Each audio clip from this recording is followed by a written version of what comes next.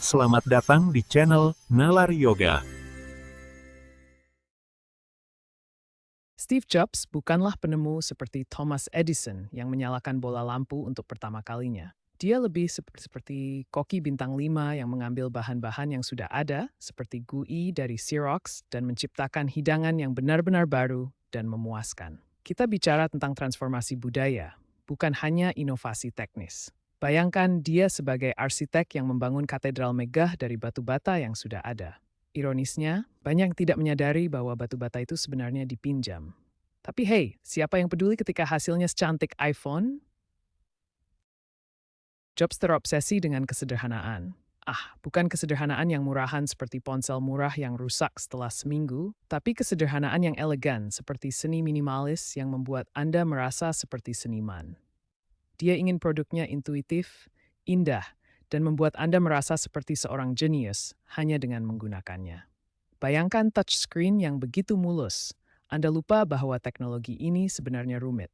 Dia ingin produknya intuitif, indah, dan membuat Anda merasa seperti seorang jenius hanya bagian siang. Dan reality distortion field. Itu adalah kekuatannya untuk meyakinkan orang dan dirinya sendiri bahwa yang mustahil itu mungkin. Bayangkan memiliki bos yang bisa membuat Anda percaya bahwa Anda bisa terbang ke bulan dengan sepeda. Ya, itu Jobs. Perfeksionisme yang membuatnya gila, dan mungkin membuat timnya juga ikut gila. Tapi hasilnya luar biasa. Liaison to your persknith. Tapi iPhone, itu bomnya. Jobs mempersoalkan teknologi dan mengubahnya menjadi kebutuhan hidup. First teknologi yang berharga straight time. Ini bukan hanya tentang teknologi dan status. iPhone adalah simbol dan Jobs adalah deng. Bayangkan sebuah perusahaan animasi yang hampir bangkrut.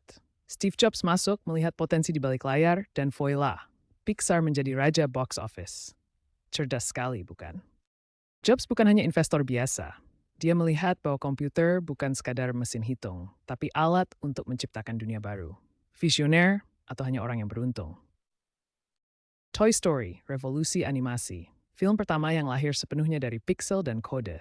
Jobs tahu bagaimana membuat teknologi terasa seperti sihir.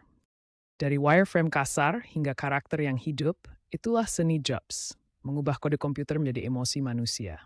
Siapa yang menyangka kalkulator sebegitu kreatif? Ya, supaya yang bisa, Jobs membuktikan eksternal lucuan sekadar alat, tapi canvas untuk imajinasi. Visi Jobs terus memengaruhi perkembangan teknologi.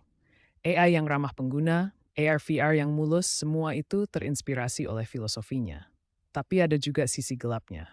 Ketergantungan teknologi, masalah privasi, Jobs mungkin tidak membayangkannya, tetapi warisannya memiliki konsekuensi yang kompleks.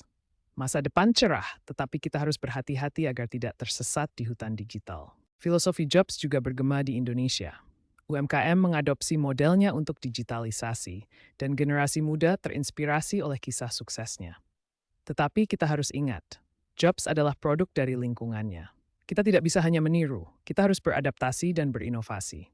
Apakah kita sedang membangun ekosistem digital yang benar-benar bermanfaat bagi semua orang, atau hanya menciptakan replika Silicon Valley yang kurang memuaskan? Hanya waktu yang akan menjawab. Steve Jobs bukan penemu dalam arti tradisional. Dia adalah seorang visioner yang mampu melihat potensi teknologi dan mengubahnya menjadi sesuatu yang luar biasa.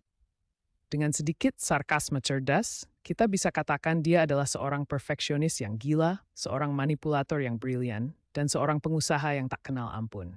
Dia mungkin telah meminjam beberapa ide di sepanjang jalan, tetapi dia mengubah dunia. Dan itulah yang penting, bukan?